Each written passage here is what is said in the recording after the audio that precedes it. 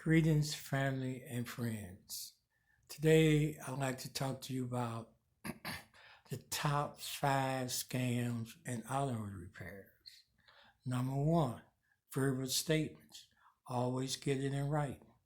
Number two, repairs with used part instead of new part. Specify in the contract whether the dealer is going to use used parts, or new part.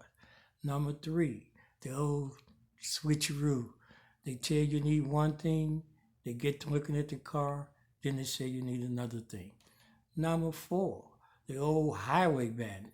Some facilities and operators actually pour all under your car to say that your car is leaking.